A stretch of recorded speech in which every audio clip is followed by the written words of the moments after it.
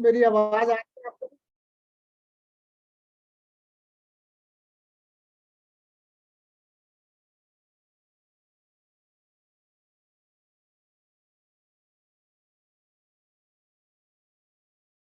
Okay, please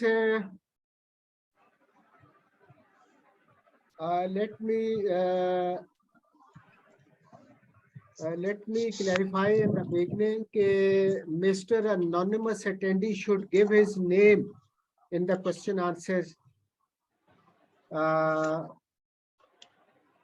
Anonymous attendee will not be working. जी आवाज आ रही है मुझे?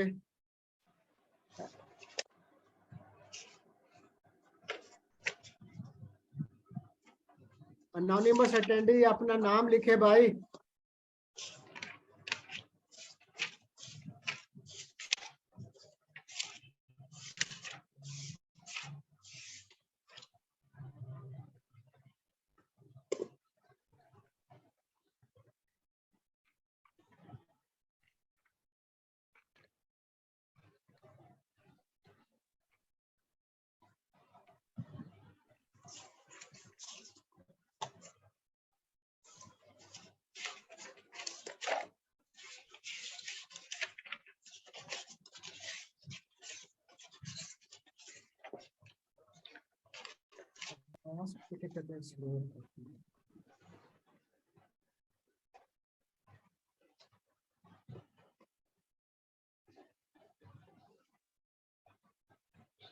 चले जी पार्टिसिपेंट्स, मेरी आवाज आ रही है आपको clear? Ji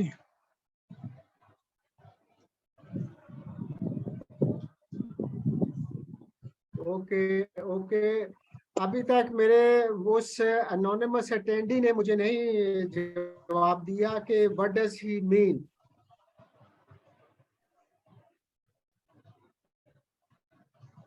please prove your identity anonymous attendee. In future, I will not accept your question.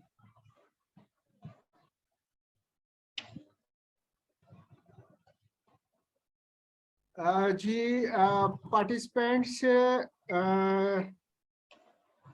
हमारा लास्ट लेक्चर जो है वो ट्यूसडे को हुआ था। उससे उसके नोट्स भी मैंने आपके साथ शेयर कर दिए थे। I do hope you might have received all those notes. Yes sir. Prepared accordingly on national purpose. और today before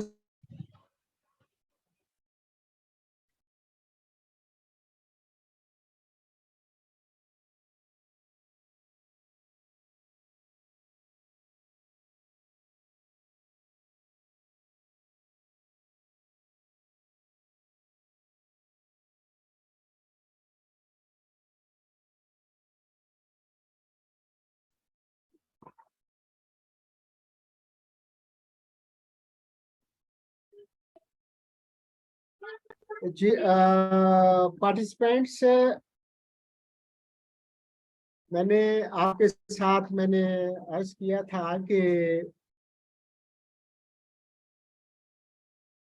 मैंने प्रीवियस लेक्चर्स में आपके क्वेश्चन आंसर्स भी लिए थे और मैंने लेक्चर भी शेयर कर दिया था। आई डू होप कि आप लोगों को वो मिल गया होगा और उसके ऊपर कोई आपके फर्दर क्वेश्चंस हैं तो please let me know before starting our new lecture, second lecture today. I may be able to answer all those your questions.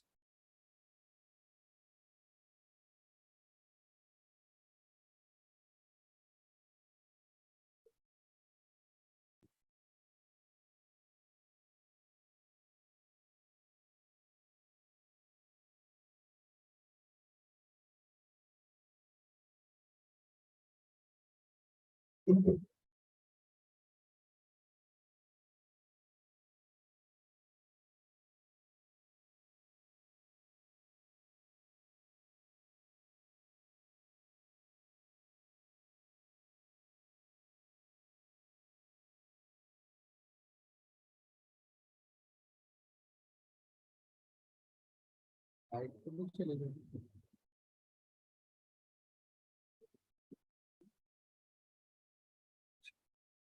अच्छा बोला तो उसके बाद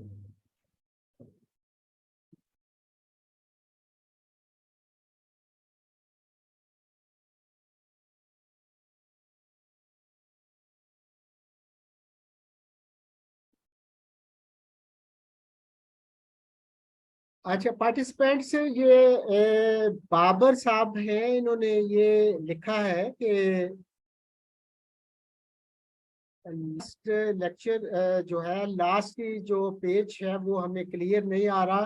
तो बाबर साहब आप उसको जूम करके जरा देखें, वो मैंने सिर्फ आपको फॉर्मेट दिया था।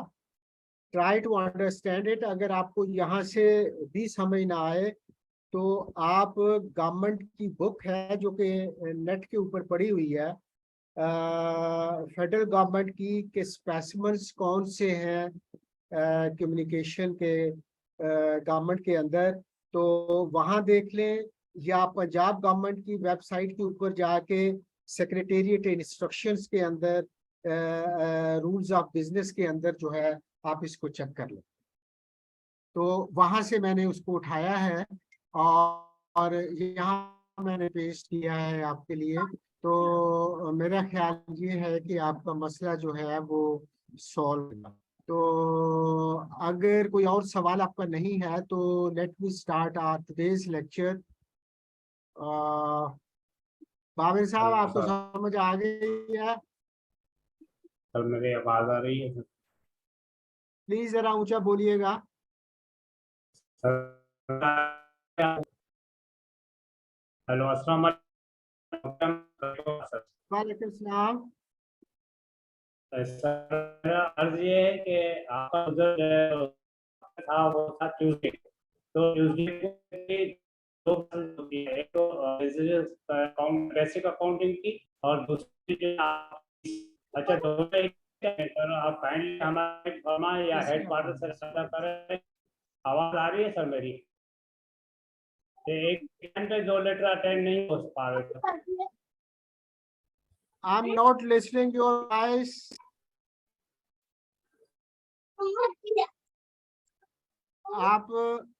आप थोड़ा सा ऊंचा बोलिएगा। मकबूल सर, फरहान जैकब।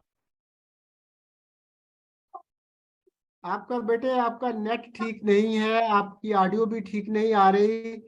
आप मुझे क्वेश्चन आंसर के अंदर लिख के आप मुझे भेज दें, मैं उसमें कोशिश करता हूँ समझने की। इसकी आवाज स्लो कर।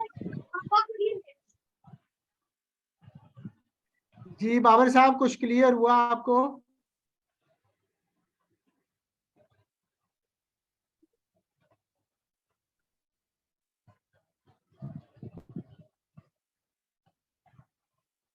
चले यानी हाउ ये क्वेश्चन आंसर सेशन जो है हमारे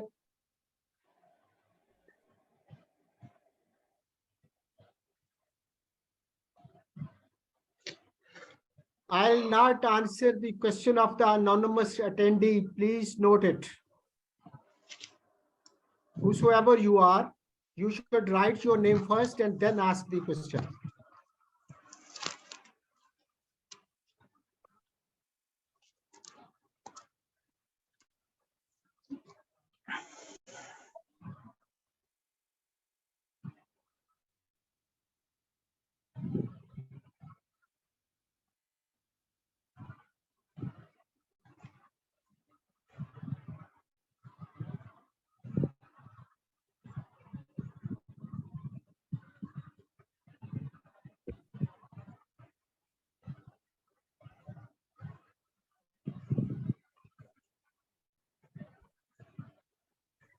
प्लीज आज का हमारा लेक्चर जो है वो कुछ इस तरीके से है कि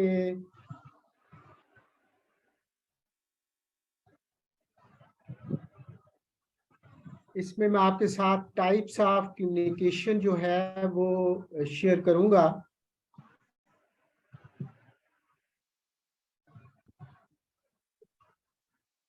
टाइप्स ऑफ कम्युनिकेशन के बाद हम डायरेक्शनल है,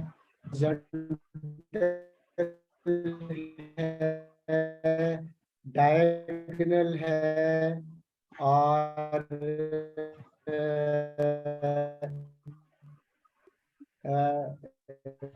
इसको डिस्कस करेंगे कि क्या वजह है we need some sort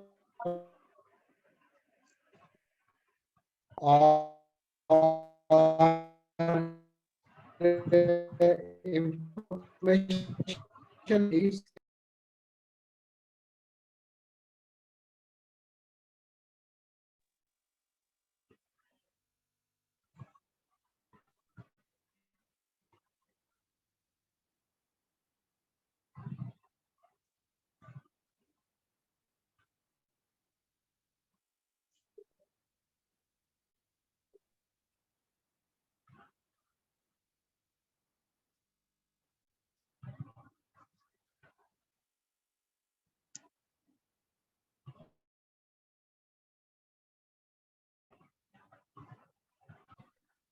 role of mission in business के बाद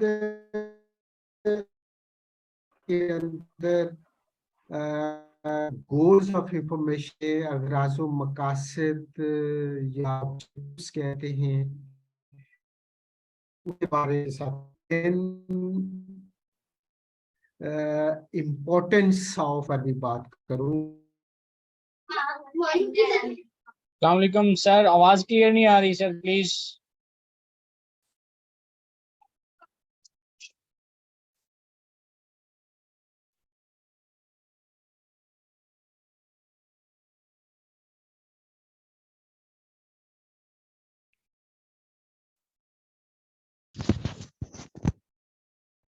इम्पोर्टेंस ऑफ इफेक्टिव कम्युनिकेशन जो है ये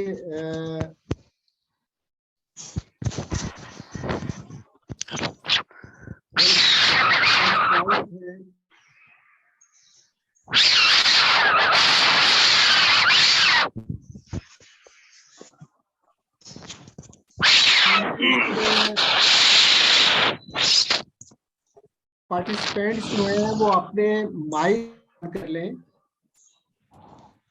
ताकि शोर जो है वो उसको कंट्रोल किया जा सके और आप मेरी बात जो है वो कंप्लीट सुन सके। जी जी हेलो जी जी जी बोलिए सर, आवाज बहुत कट कट के आ रही है सर। सर इसमें थोड़ा सा जरा आ रहा है, नेट का इशू आ रहा है, तो आप सर स्क्रीन भी चली जाती है थोड़े और से जरा आवाज भी काफी ऐसे कट जाती है। जी ऐसे ही हो रहा है। आप कोशिश करेंगे कि ये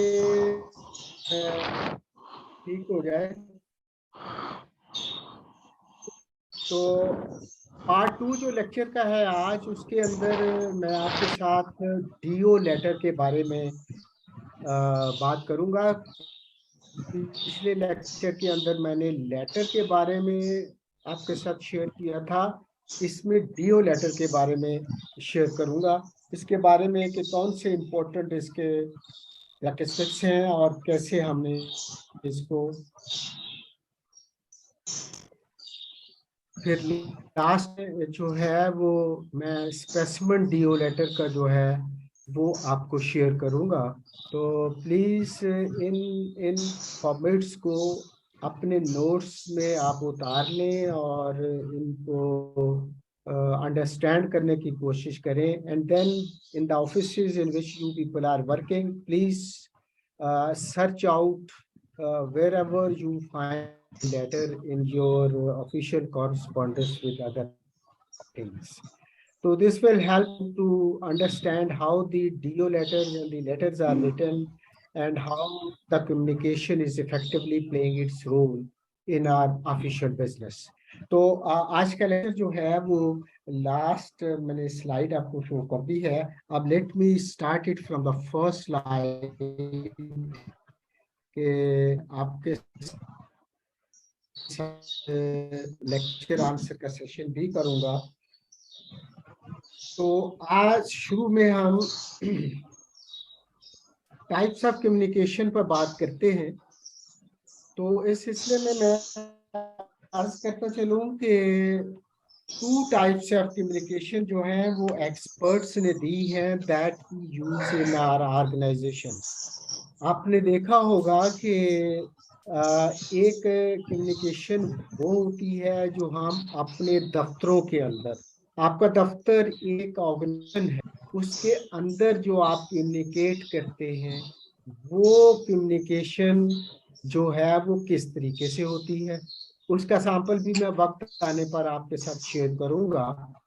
एक you are only requested to keep yourself aligned with today's lecture की जो terminology I am using here. तो इंटरनल कम्युनिकेशन वो है, मसलन वो लोग, मैं मिसाल CLADS की दूंगा। CLADS जो है मुझे ये पता चला कि मैक्सिमम लोग इसी के हैं। तो CLADS हो या CMALC हो या कोई और दफ्तर हो, उस दफ्तर के अंदर जो कम्युनिकेशन होती है उसके अपने सेक्शनों तक रहती है, अपने एम्प्लॉइज तक रहती है, तो वो कम्युनिकेशन इंटरनल कम्युनिकेशन कहलाती है। AG ऑफिस हो, AG ऑफिस के दफ्तर के अंदर जो कम्युनिकेशन होती है वो उसकी इंटरनल कम्युनिकेशन कहलाती है। दूसरी कम्युनिकेशन जो है वो एक्सटर्नल कम्युनिकेशन है, और एक्सटर्नल कम्युनिकेशन वो है जो आपका दफ्तर बाहर के दफातर के साथ कम्युनिकेट करता है। मसलन ऑफिस जो है वो मुख्तलिफ महकमों के साथ जो कम्युनिकेशन करता है, वो CP ऑफिस के साथ करता है, वो एक्सटर्नल कम्युनिकेशन कहलाती है। और जब वो अपने दफ्तर के अंदर ही कुछ चीजें जो है वो कम्युनिकेट करना चाहता है तो वो इंटरनल कम्युनिकेशन के जुमरे में आएंगे। अब यहाँ पर मैं आपके साथ कम्युनिकेशन की पहले आपको डेफिनेशन की वजाहत करूंगा कि ये क्या होती है, फिर एक्सटर्नल कम्युनिकेशन की मैं डेफिनेशन आपको दूंगा, और देन फर्दर इसकी डिटेल्स जो है वो हम डिस्कस करेंगे। तो डेफिनेशन ऑफ इंटरनल कम्युनिकेशन के सिलसिले में कहते हैं experts, communication between those that work within the organization such as a team, colleagues, management and other staff of the members of the staff.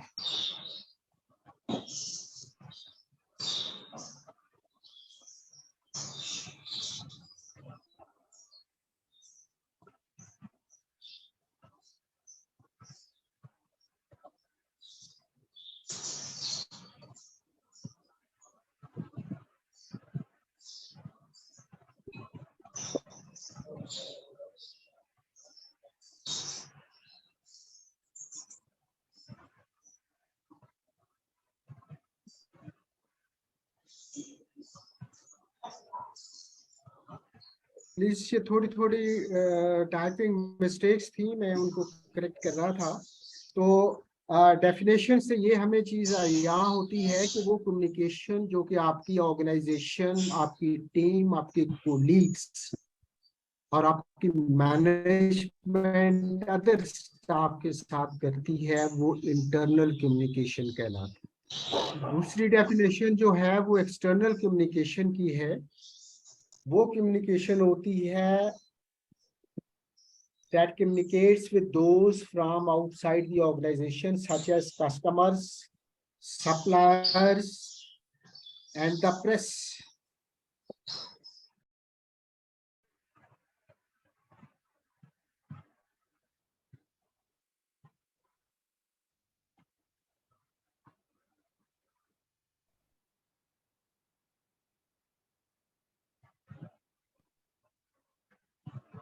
ये डेफिनेशन जो है ये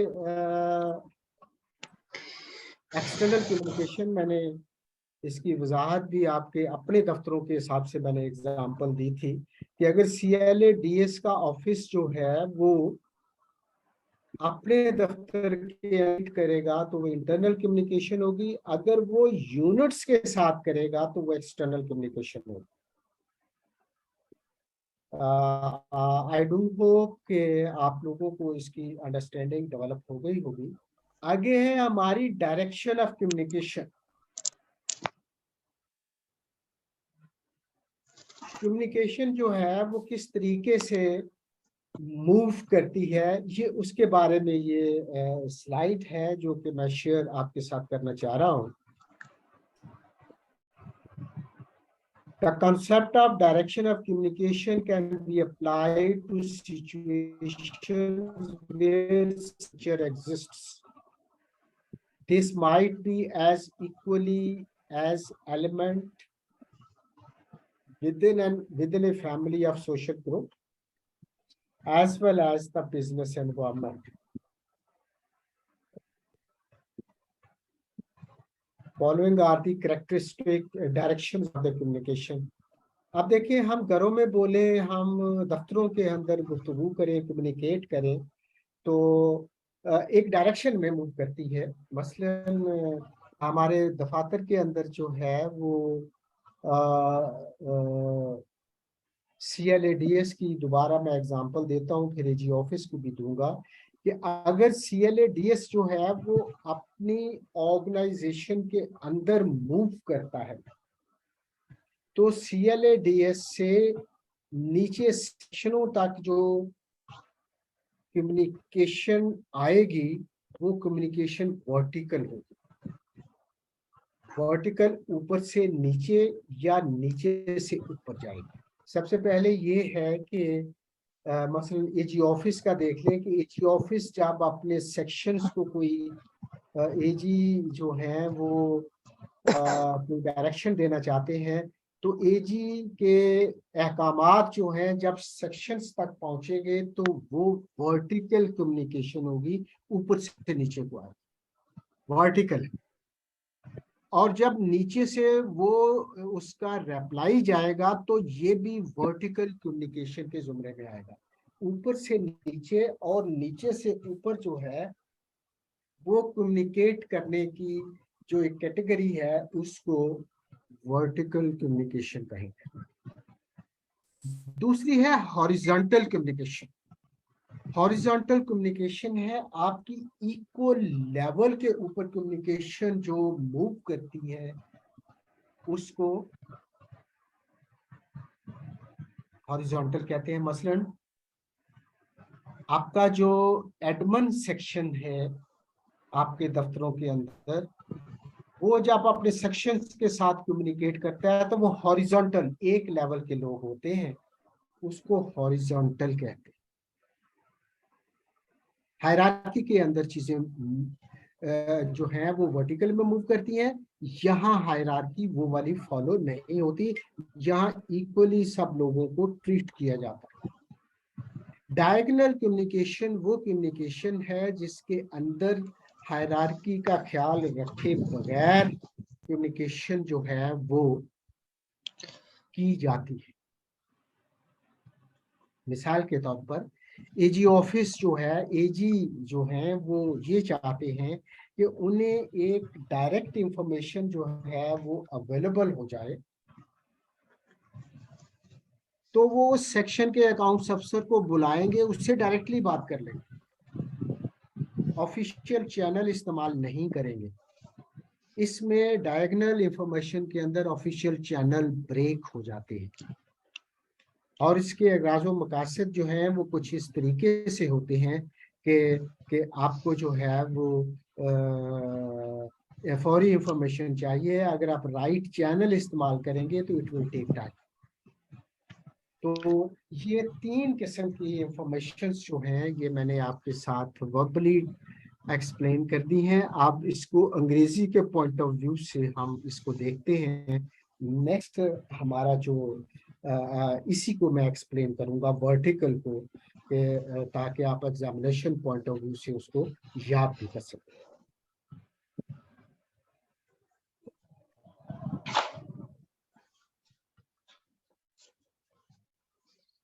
सबसे पहले वर्टिकल की वो एक्सप्लेनेशन जो कि मैंने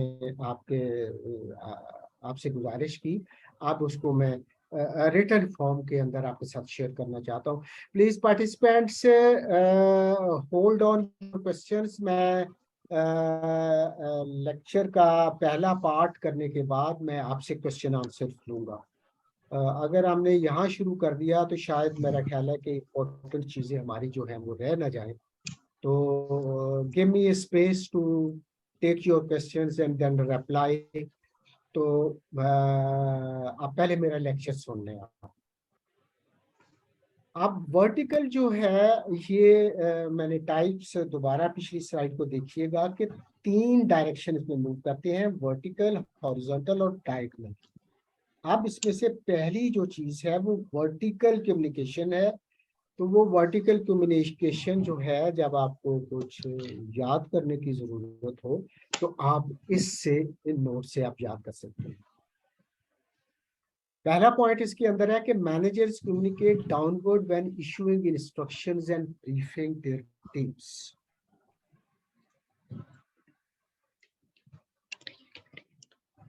अब आप, मैंने मिसाल आपको CLADS की दी थी, मैंने AG ऑफिस की दी थी कि AG is the highest manager, CLADS is the highest manager. वो जब अपने सेक्शंस के साथ कम्युनिकेट करता है अंदर से, तो वो आपकी वर्टिकल कम्युनिकेशन कहलाती है, ऊपर से नीचे आती है। फिर क्या होता है, नंबर 2 पॉइंट इसके अंदर ये है कि employees would communicate upwards and reporting back to their managers with updates and results on the work performed. अब वर्टिकल की 2 किस्में हो गई, एक डाउनवर्ड है और एक अपवर्ड है। प्लीज नोट इट हियर कि वर्टिकल की 2 किस्में हैं। एक डाउनवर्ड इंफॉर्मेशन है, जब हायर ऑफिसर से कम्युनिकेशन नीचे आती है तो वो डाउनवर्ड वर्टिकल कम्युनिकेशन कहलाएगी। और जब एम्प्लॉय से उसका आंसर जो है, रिप्लाई जो है, वो हाई अप्स को जाएगा तो वो अपवर्ड वर्टिकल कम्युनिकेशन कहलाएगा। Employees would communicate upward and reporting back to their managers with updates and results on work performed. तीसरा पॉइंट इसके अंदर ये है कि vertical communication is typically more as it recognizes the different levels within the hierarchy.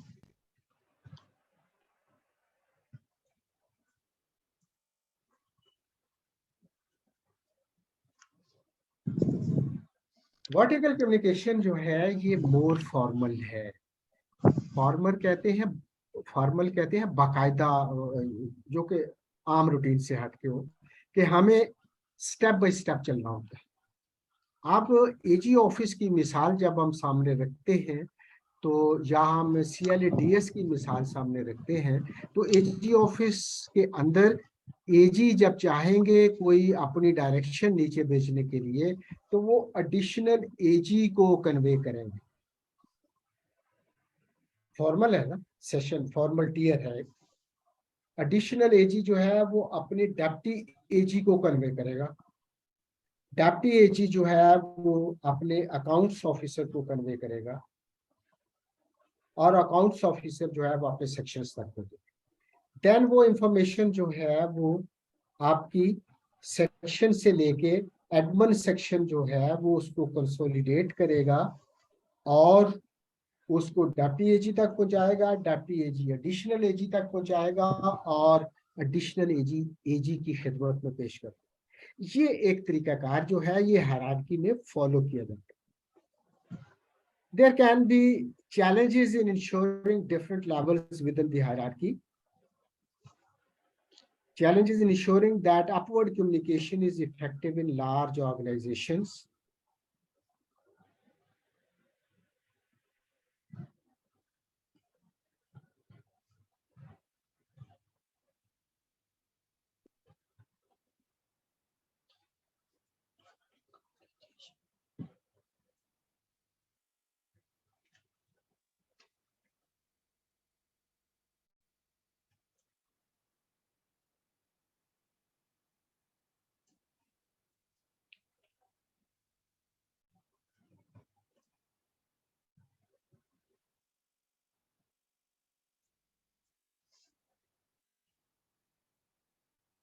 तो मैंने यहाँ अर्ज किया कि there can be challenges in ensuring that upward communication is effective in large organizations. बड़े दफातर के अंदर अपवर्ड कम्युनिकेशन जो है उसके अंदर थोड़े से प्रॉब्लम्स आते हैं। कौन से प्रॉब्लम्स होते हैं उसके अंदर कि subordinate may consider that the seniors would not be interested in the opinions or information given by the some ordinary employee. Ordinary.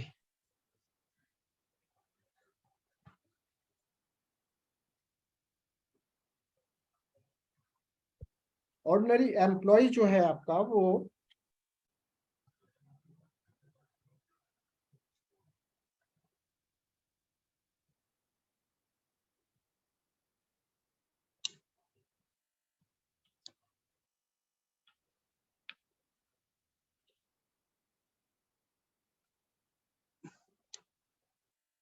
दूसरा इसमें रिस्क जो होता है, जो चैलेंज होता है कि subordinates may think that seniors are busy and already facing information overload and would not have time to consider the problems or suggestions provided by their subordinates.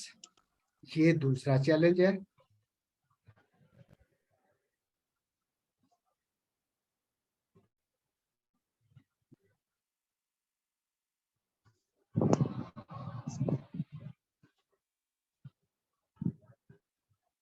तीसरा चैलेंज जो है इसके अंदर वो ये हो सकता है कि subordinates may fear that reporting of a problem or communication of a grievance may result in antagonizing and disappointing the senior.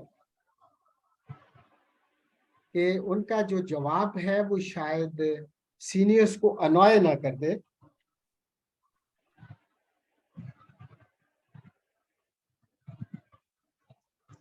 वो इसलिए इस कम्युनिकेशन के अंदर एक्टिवली पार्टिसिपेट्स नहीं करते।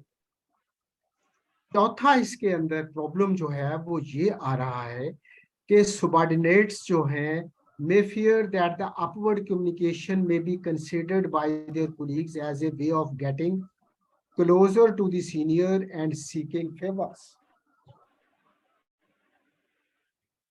अब हमारे दफातर के अंदर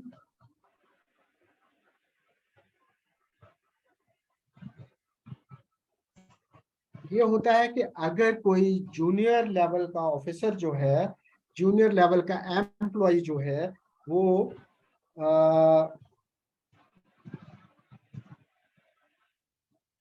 अगर ऐसी कोशिश करता भी है तो दूसरे उसके साथी जो हैं वो उसको कहते हैं कि बड़ा चमचा बना फिरता है, अपने सीनियर्स को जाके ये इंफॉर्मेशन जो है ये डायरेक्टली दे आता है।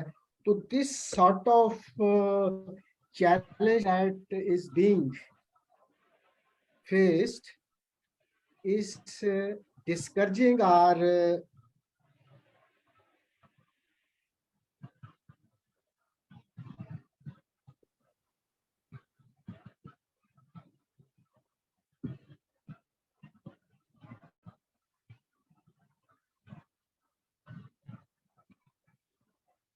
ये वो चैलेंजेस हैं जो कि हम फेस करते हैं हमारी बड़ी ऑर्गेनाइजेशंस के अंदर। तो इसको हम कैसे एलिमिनेट कर सकते हैं, इसको कैसे हम खत्म कर सकते हैं ताकि हमारी वर्टिकल कम्युनिकेशन जो है वो अच्छे तरीके से वर्क कर सके। तो keeping in view the things that I have explained before you people के वर्टिकल कम्युनिकेशन है क्या, उसकी डेफिनेशन दी। ये क्वेश्चन आ सकता है आपका कि define communication, give its types. आप डेफिनेशन देंगे, आप उसकी ये टाइप्स के नाम लिखेंगे और क्वेश्चन में पूछा जा सकता है कि आप वर्टिकल कम्युनिकेशन के ऊपर डिटेल्ड नोट लिखें। इस तरीके से क्वेश्चन भी पूछा जा सकता है।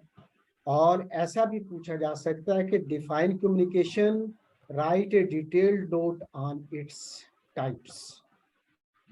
तो वर्टिकल कम्युनिकेशन जो है वो मैंने आपके सामने एक्सप्लेन कर दी। तो प्लीज नोट कीजिएगा कि नेक्स्ट हमारी जो है वो है हॉरिजॉन्टल। जैसा मैंने पहले आपसे एक्सप्लेन किया था कि हॉरिजॉन्टल कम्युनिकेशन जो है वो इक्वल लेवल के ऊपर लोगों के दरमियान होती है। मसलन एडमिन सेक्शन जो है हर गवर्नमेंट ऑर्गेनाइजेशन के अंदर अपने जैसे सेक्शनों के साथ जब कम्युनिकेट करेगा तो वो हॉरिजॉन्टल कम्युनिकेशन कहलाता है। तो इसका पहला पॉइंट ये है कि horizontal communication occurs between A people of similar standing. जैसे मैंने अर्ज किया कि सिमिलर स्टैंडिंग पर ये बात करेंगे।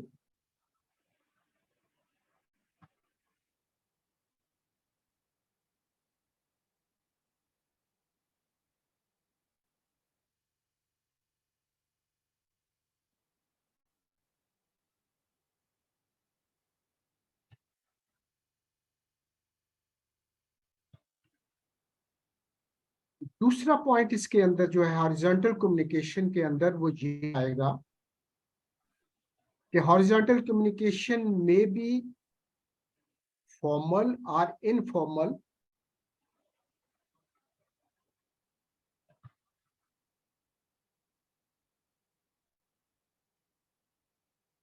depending on whether it occurs between colleagues and friends or external to the organization or group.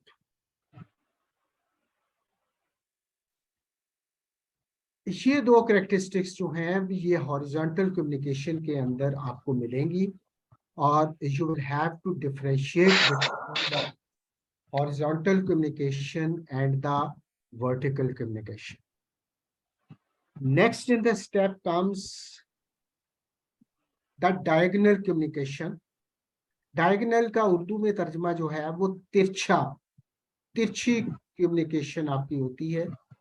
मसलन के हेड ऑफ द ऑफिस जो है एजी जो है वो डायरेक्टली किसी एक बंदे को सेक्शन से बुला के उससे इंफॉर्मेशन ले लो। इस टाइप की इंफॉर्मेशन जो है वो डायगोनल कहलाती है। अगर हम कॉर्पोरेट सेक्टर के अंदर अगर हम देखें तो वो लोग जो कि फील्ड के अंदर काम कर रहे होते हैं तो उसके अंदर भी हायरार्की थोड़ी बहुत होती है, लेकिन जो टॉप मैन है वो ग्राउंड लेवल के ऊपर जो एंड यूजर है उससे इंफॉर्मेशन कलेक्ट कर लेता है। तो that would also be called the diagonal communication used in the private sector. तो डायगोनल कम्युनिकेशन जो कि उर्दू में तर्जमा तिरछी या तिरछा होता है उसके भी कुछ पॉइंट्स हैं। वो ये है कि diagonal communication describes the simultaneous combination of vertical and horizontal communication.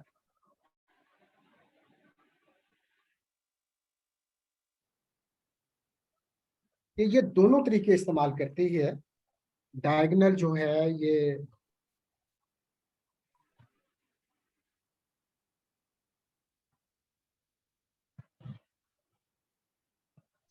Combination of vertical और हॉरिजॉन्टल कम्युनिकेशन दोनों को एक ही वक्त में इस्तेमाल करती है डायगोनल इंफॉर्मेशन।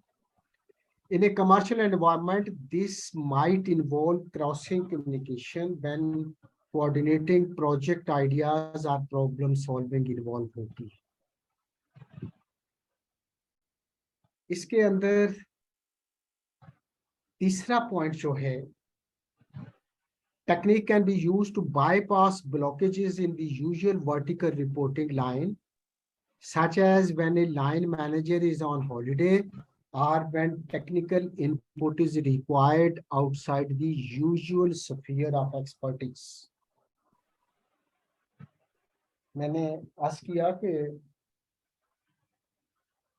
जब लाइन मैनेजर जो है वो आपका छुट्टी पर हो तो उस वजह से इंफॉर्मेशन रुकती नहीं है, बल्कि टॉप बॉस जो है वो उस चैनल को बाईपास करके इंफॉर्मेशन जो है वो रिसीव कर लेता है।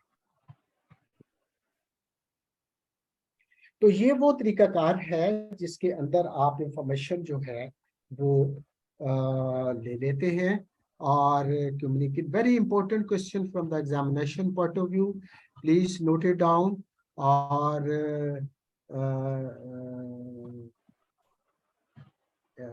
एक किसी डायरेक्शन पर भी आ सकता है, तीनों पर भी लिखना आ सकता है।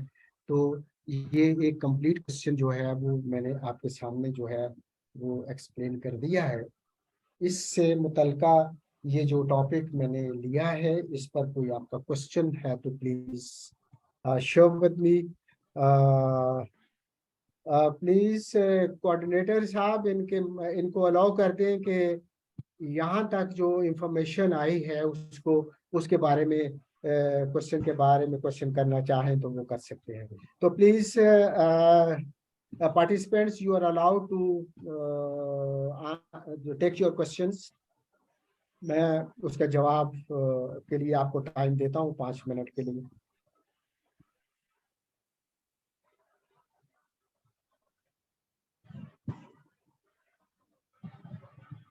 जी बोलिए।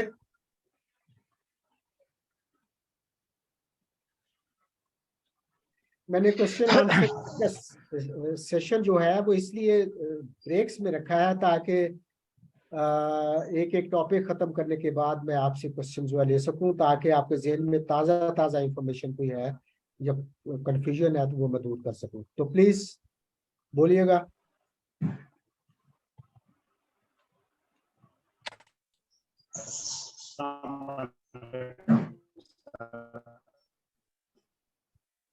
मैं आपका क्वेश्चन सर मेरी आंसर, आवाज आपकी आवाज क्लियर नहीं है ब्रदर।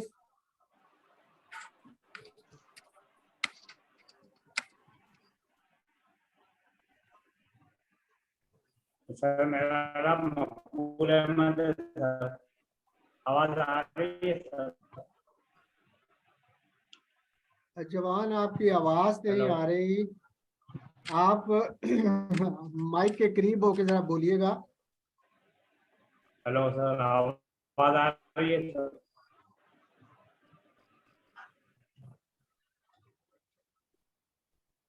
सर मेरा नाम मकबूल अहमद है, आवाज आ रही है सर? आप काइंडली मेरा नाम लेकर बताएं सर।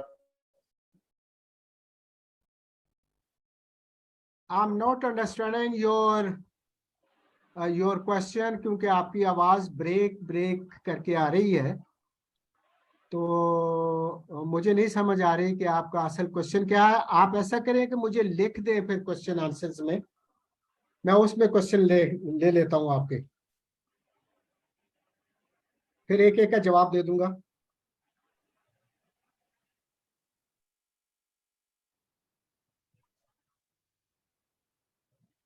अरे नेट कोई इशू तो नहीं।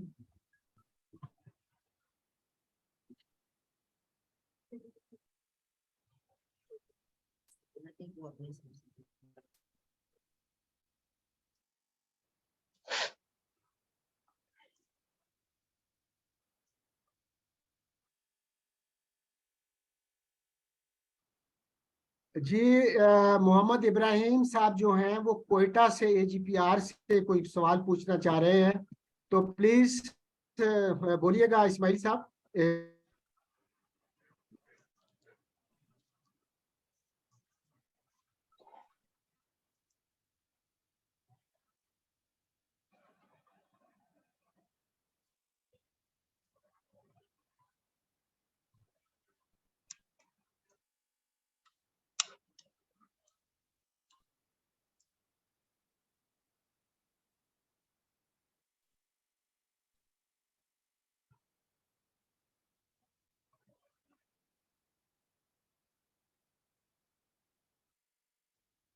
I'll not attend the question of Mr. Anonymous.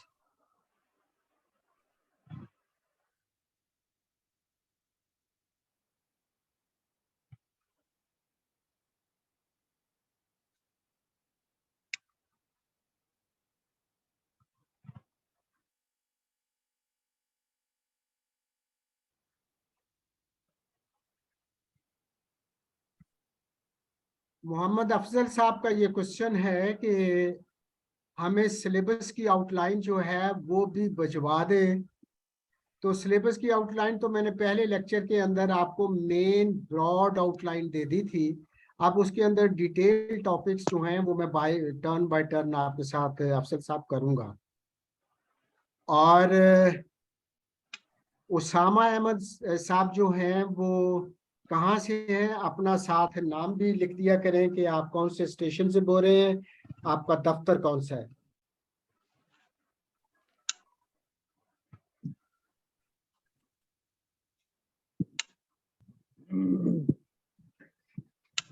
Usama Usama साहब का है कि हमें बुक्स दे दें। ओसामा भाई आप बुक्स के चक्कर में ना पड़े। बुक्स मार्केट के अंदर बीकॉम की अवेलेबल हैं, एमबीए की अवेलेबल हैं। कोई भी कम्युनिकेशन पर किताब उठा लें, आपको चीज़ें मिल जाएंगी। लेकिन जो टॉपिक जो सिलेबस के लिहाज से मैं आपको कराऊंगा वो शायद एक किताब में ना मिले। तो that's why I would suggest you के स्टिक योरसेल्फ उधर टू नोट्स। इसको आप पढ़े, यही आपके लिए काफी हैं। और अगर फिर कोई आपकी कोई तशनगी रह जाती है तो फिर किताब की तरफ रुजू कीजिएगा। पहले ये चीजें according to the syllabus that I am explaining before you people, इसको फॉलो करने की कोशिश करें।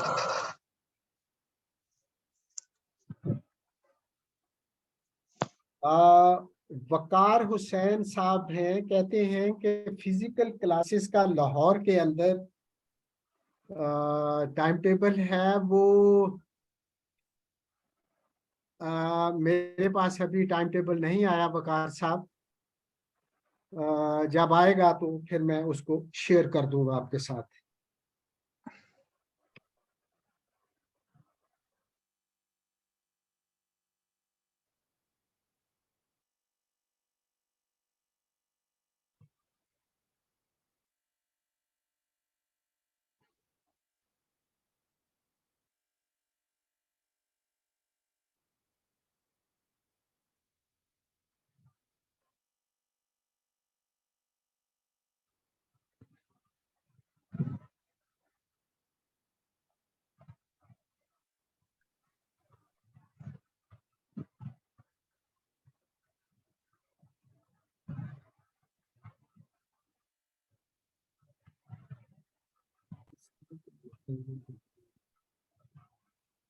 कुछ करना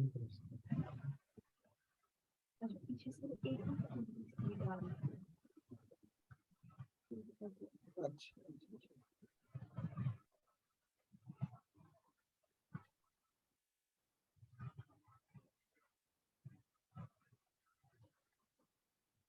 अली रजा साहब,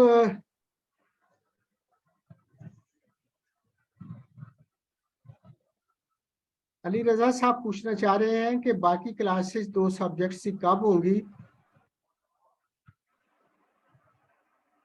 तो अली रजा साहब बाकी दो कौन से सब्जेक्ट्स हैं आपके, मुझे यही क्लियर नहीं है। तो बेटर है कि आप पिफा ऑफिस से रब्ता करें, वो आपको इसके बारे में बताएंगे।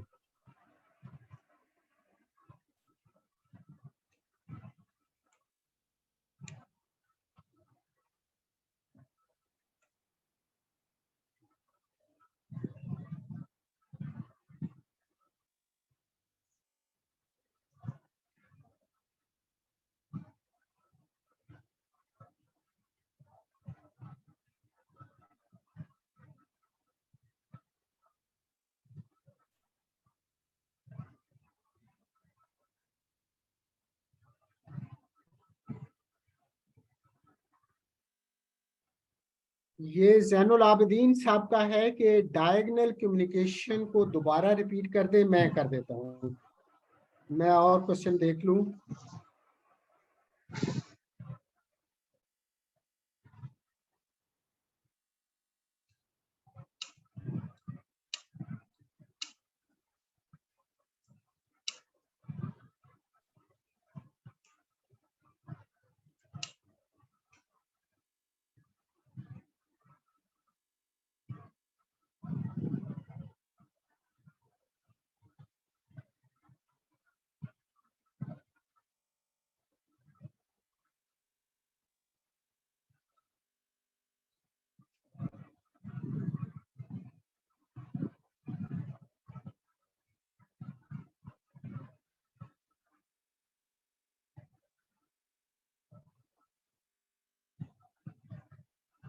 Anonymous attendee, please note, I'll not answer your question unless you write down your name.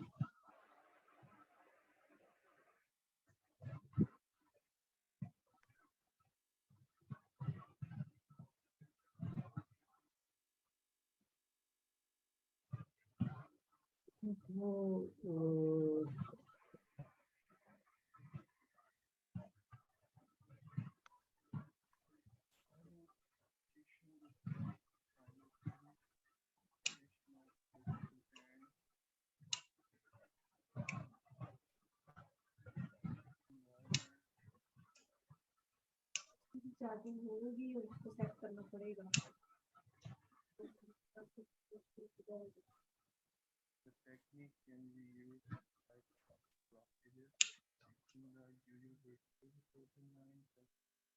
Ji participants, diagonal communication का क्वेश्चन बहुत से कैंडिडेट्स ने पूछा है, तो मैं let me explain it again. Diagonal communication को उर्दू में कहते हैं तिरछी communication. Diagonal communication Hello? Describes the hello जी जी बोलिए। सलामुअलैकुम बोलिए। सर। वालेकुम सलाम। अच्छा सर, मैं ये पूछना चाह रहा था कि आप जो ये लेक्चर दे रहे हैं, ये वन लेक्चर वन क्वेश्चन है या किस हिसाब से ये लेक्चर हो रहे हैं हमारे? दोबारा बोलिए हेलो? क्वेश्चन। हाँ जी हाँ जी। मैं ये पूछना चाह रहा था कि आपका ये माशाल्लाह दूसरा लेक्चर है, तो एक लेक्चर एक क्वेश्चन है या आप थ्रू आउट पढ़ाते आ रहे हैं, इनमें से क्वेश्चन लहदा बनेंगे बाद में? जी लेक्चर का एक ही क्वेश्चन नहीं है, इसके अंदर 2-3 टॉपिक्स हैं आपके। आज का जो लेक्चर है इसमें 3 टॉपिक हैं, 3 डिफरेंट क्वेश्चंस आपको आ सकते हैं। ठीक हो गया, ठीक। अच्छा, यानी कि आपका हम इसको नाम? तलाल खालिद, मैं CMA में लाहौर में होता हूँ। बिलाल खान। तलाल खालिद, स्पेलिंग क्या है? TILALKHALID। बिलाल खान जो है CMP में है। जी जी। CMP लाहौर। तो ठीक हो गया तलाल, ये मुख्तलिफ टॉपिक्स हैं, एक लेक्चर एक टॉपिक के ऊपर नहीं होता। क्लियर हो गया? सही सर। हाँ जी sir, thank you. Okay okay. अच्छा पार्टिसिपेंट्स, आप 5 मिनट की ब्रेक ले लें और स्ट्रेच आउट योरसेल्फ, पानी वानी पी लें, फिर हम दोबारा अगला पोर्शन लेक्चर को जो है वो शुरू करते हैं। तो please take a break of 5 minutes.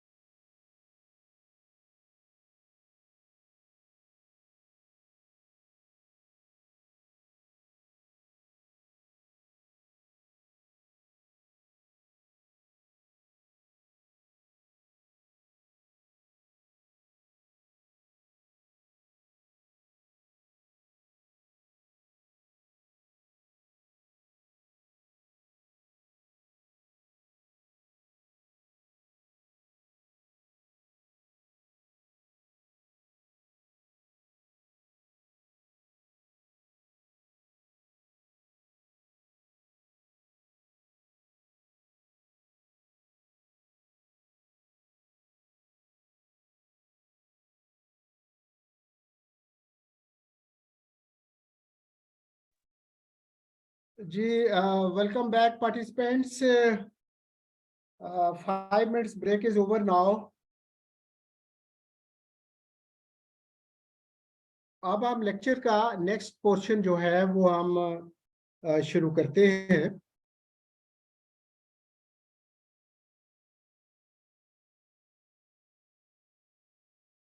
कि कम्युनिकेशन के अंदर हम इंफॉर्मेशन जो है वो हम कन्वे करते हैं, इंफॉर्मेशन कन्वे करते हैं। जब हम एक दूसरे से बात करते हैं तो एक आदमी अपनी इंफॉर्मेशन दूसरे आदमी तक कन्वे करता है। तो ये इंफॉर्मेशन क्या होती है जो कि कम्युनिकेशन के अंदर हमारी इस्तेमाल हो रही होती है, इसके बारे के अंदर ये एक टॉपिक है जिसमें मैं आपके साथ शेयर करूंगा कि ये व्हाट डज दिस मीन।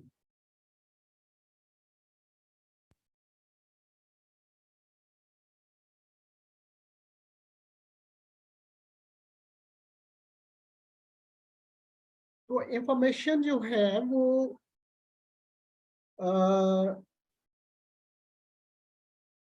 उसकी जब हम डेफिनेशन पॉइंट ऑफ व्यू से हम उसको टेकअप करते हैं तो इट इज ए न्यूज और नॉलेज रिसीव्ड और गिवन। जब हम एक दूसरे से बात करते हैं या हम उन्हें कोई खबर दे रहे होते हैं या हम उनसे खबर ले रहे हो, कोई नॉलेज को इल्म हम डिसमिनेट कर रहे होते हैं या रिसीव कर रहे होते हैं, तो ये एक इंफॉर्मेशन की डेफिनेशन है। फिर नीड क्या है? नीड के बारे में ये कहते हैं कि a need is something that is necessary for an individual or an organization.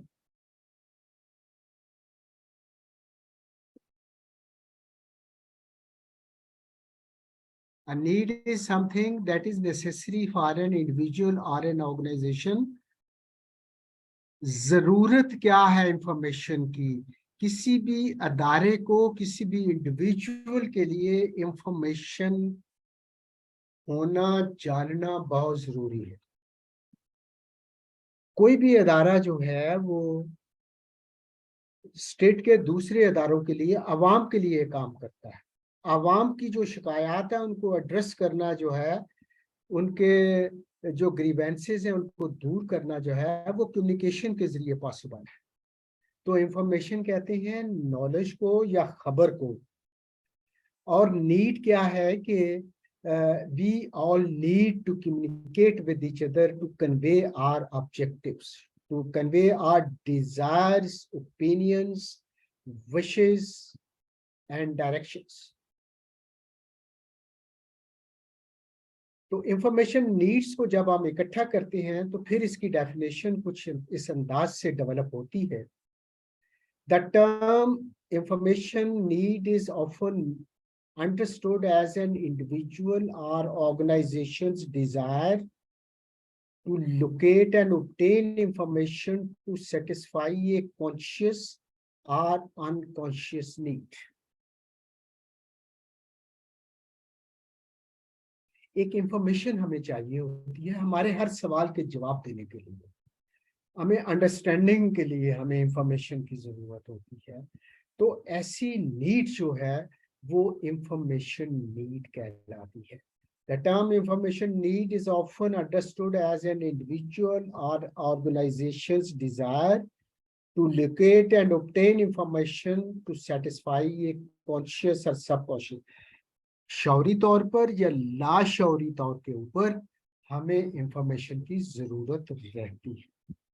अब हम अकाउंट्स ऑफिस में मोस्टली काम करते हैं, ऑडिट ऑफिस में काम।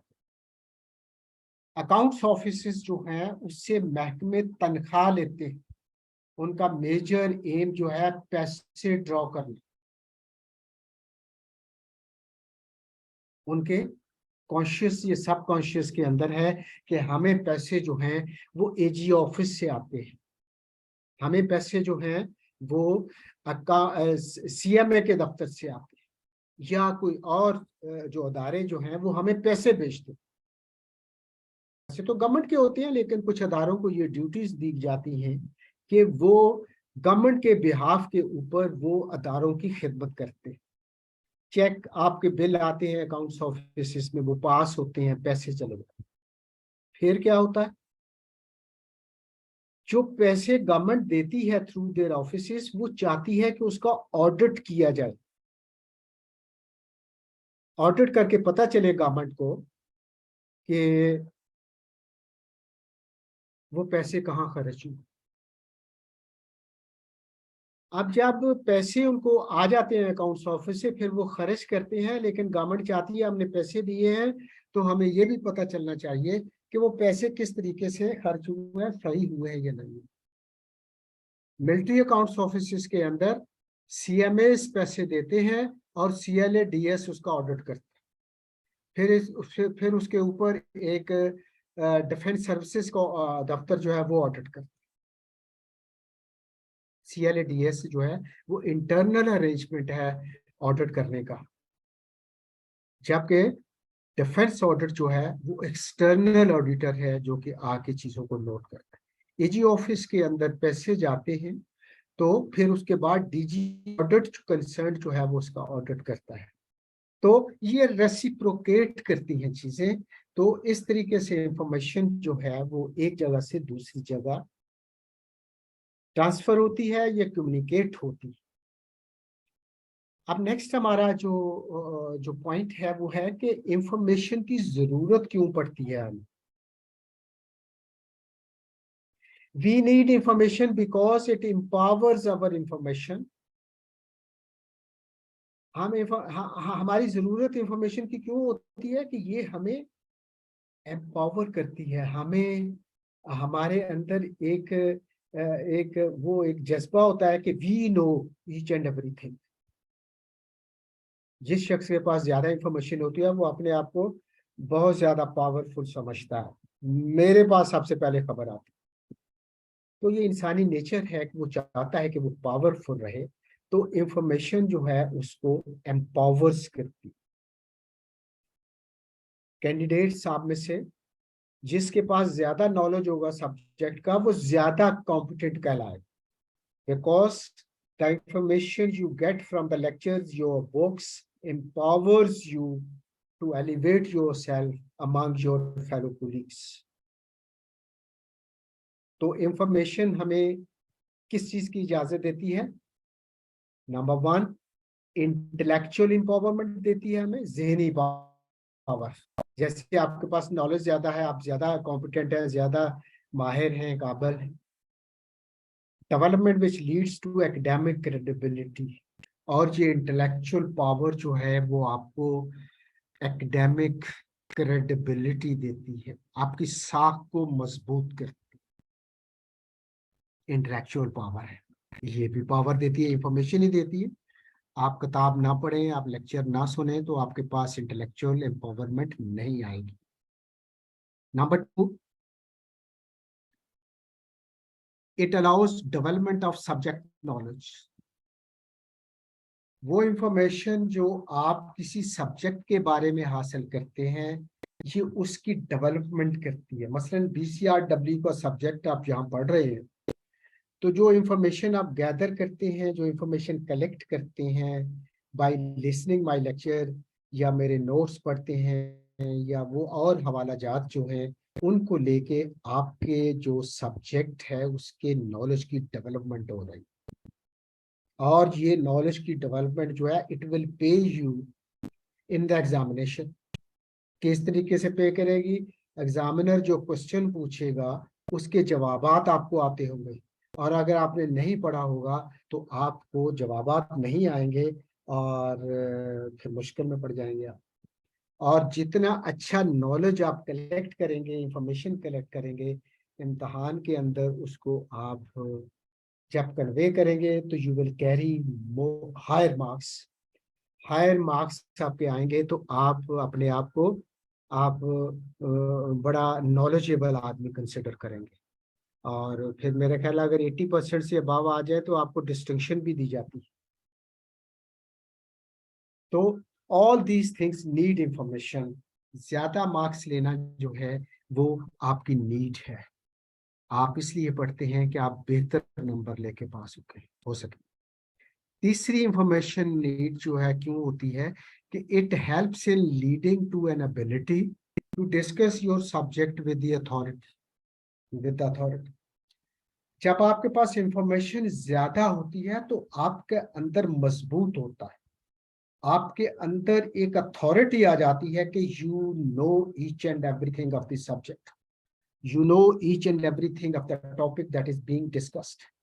आपको हायर अप्स बुलाते हैं तो आपको जो सवाल करते हैं आप उनकी सेटिस्फेक्शन करते हैं बता के, तो आपके अंदर एक खुशी की लहर दौड़ती है कि आपके सीनियर आप पर ट्रस्ट कर रहे हैं, जो सवाल उन्होंने पूछा वो आपको आता है, आपके कुलीग आपकी इज्जत करते हैं। तो ये एबिलिटी डेवलप करने के लिए आपको इंफॉर्मेशन की जरूरत होती है। तो आपने देखा होगा कि हमारे वो लोग जिन्हें पता होता है चीजों का ज्यादा, वो ज्यादा पावर कमांड करते हैं, वो रिस्पेक्ट कमांड करते हैं। चौथा, why information is needed, it is used in making decisions. आपके पास जितनी ज्यादा इंफॉर्मेशन होगी आपको डिसीजन लेने में आसानी रहेगी। आपने देखा हो आज का जो डिजिटल इंफॉर्मेशन है आपकी पावरफुल है। ट्विटर आपका, ये जो है जो बाकी जितने भी सर्च इंजन हैं आपके, ये क्या कर रहे हैं, इनके पास इंफॉर्मेशन जो डेटा होता है, और वो इंफॉर्मेशन डेटा जो है जिसके पास जितना होगा वो उतना पावरफुल होगा और उसको डिसीजन लेने में आसानी हो जाएगी। आप गूगल पे जाएं, आप अपने टेस्ट की चीजें लिखें, वो सारी की सारी लिस्ट डाउन कर देगा, कहाँ से आती है उसके पास वो इंफॉर्मेशन होती है। तो information is necessary to prosper in your daily life. जिसके पास जितनी इंफॉर्मेशन होगी उसके प्रिसीजन के साथ होंगे, इतने एक्यूरेट होंगे कि उनमें फेलियर का चांस कम होगा। तो these are the things that are required. आज के दौर के अंदर वही शख्स पावरफुल है जिसके पास इंफॉर्मेशन होती, और जिसके पास इंफॉर्मेशन नहीं होती वो नाकाम तरीन शख्स तस्वर होता है। आप रोजमर्रा जिंदगी की बातचीत देख लीजिएगा, आप इम्तहान में बैठ के देख लीजिएगा, जितनी ज्यादा नॉलेज, जितनी ज्यादा इंफॉर्मेशन होगी आप उतने ज्यादा अच्छे मार्क्स जो है वो कैरी कर सकेंगे। तो this is the major of the information needs कि आप इंफॉर्मेशन चाहते क्यों। If you want to prosper in your life, please get more and more information to give your inner self a strength, to give you a command, to enable you to lead the other people.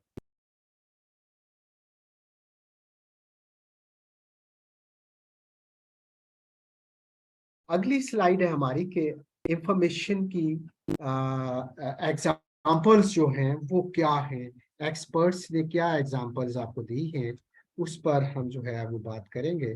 तो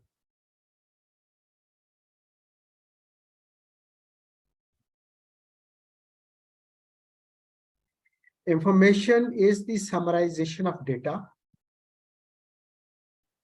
Technically, data are raw facts and figures that are processed into information such as summaries and totals. अच्छा, अब information जो है वो उसकी मिसाल ऐसे है जैसे डेटा आपके पास अवेलेबल है, और उस डेटा को फिर आप जो कि डेटा जो है रॉ फैक्ट्स होते हैं, फिगर्स रॉ फैक्ट्स होते हैं, उसको प्रोसेस करके आप इंफॉर्मेशन में कन्वर्ट करते हैं, तो आपकी इंफॉर्मेशन जो समरीज की सूरत में या टोटल की सूरत में अपीयर हो।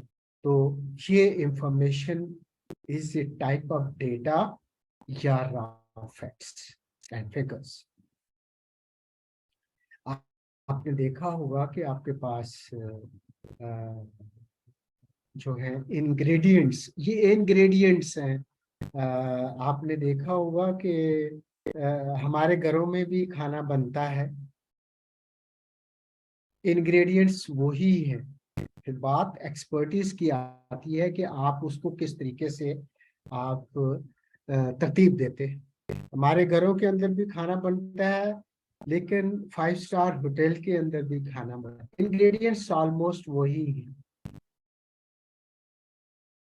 वही नमक मिर्च मसाला घी और ये सारी चीजें जो है घरों में भी यही होती है। लेकिन वहाँ उसको प्रोसेस करने वाले लोग जो हैं 5 स्टार होटल के अंदर या रेस्टोरेंट के अंदर, वो थोड़े एक्सपर्ट होते हैं। घरों के अंदर हम लोग इतने एक्सपर्ट नहीं होते हैं, इसलिए हमारे खाने के अंदर शायद वो कमी रह जाती है। तो it depends upon the expertise that someone has in the organization. आप सारे फैक्ट्स आपके पास भी होंगे, दफ्तरों के अंदर कोई अगर ऑफिस नोट लिखना है तो यहाँ आपकी एबिलिटी काम करेगी कि कौन ज्यादा बेहतर तरीके से अपने फैक्ट्स और फिगर्स को एलेबोरेट करता है, that is convincing to the higher officers. तो ये चीजें जो हैं ये आपने देखनी है कि फैक्ट्स और डेटा होने का मतलब ये नहीं है कि आप बहुत कमाल के सतह पर पहुंच गए हैं, उनको प्रोसेस करना भी एक एबिलिटी। अगर बहुत ज्यादा एबिलिटी होगी और आपके पास फैक्ट्स और फिगर्स नहीं होंगे तो फिर भी आप काम नहीं चला सकेंगे। और अगर फैक्ट्स एंड फिगर्स बहुत सारे इकट्ठा कर लेंगे, डेटा इकट्ठा कर लेंगे, लेकिन आप उसको प्रोसेस करना नहीं जानेंगे, तो मेरा ख्याल है कि वो पर्पस भी शायद पूरा ना हो सके। अब आते हैं हम role of information in business. हमारी जो डेली रूटीन के अंदर जो इंफॉर्मेशन हमारी कम्युनिकेट हम कर रहे होते हैं, दफ्तरों में कर रहे होते हैं, घरों के अंदर कर रहे हैं, प्राइवेट सेक्टर के अंदर कर रहे हैं, तो उसका रोल हम किस तरीके से जानेंगे इन बिजनेस सेक्टर। बिजनेस से मुराद यहाँ पर चीजें बेचने वाला बिजनेस ही नहीं है, बल्कि हमारे दफ्तरों का जो हम काम करते हैं उसको भी बिजनेस कहते हैं। In business sector information helps in telemarketing. Private sector हो तो टेली मार्केटिंग आप कर सकते हैं। आजकल टेली मार्केटिंग बहुत ज्यादा हो रही है, बहुत से जो लोग हैं प्राइवेट सेक्टर के अंदर वो टेली मार्केटिंग के जरिए अपना बिजनेस कर रहे हैं। Number 2, role of information business में बेटर फाइनेंशियल मैनेजमेंट आप कर सकते हैं। आपके बहुत सारी आउटलेट्स हैं, वहां से सारी इंफॉर्मेशन कलेक्ट करके आप शाम को एक एक एक स्टेटमेंट बनाएंगे कि कितना हमें बिजनेस में प्रॉफिट हुआ या लॉस हुआ। तो उस तरीके से अपनी आप हिकमत अमली जो है उसको तरतीब दे सकते हैं। तो बेटर फाइनेंशियल मैनेजमेंट के लिए हमें इंफॉर्मेशन की जरूरत है। कस्टमर सर्विस के लिए भी हमने देखा है कि आपकी इंफॉर्मेशन जो है वो बहुत रोल प्ले करती।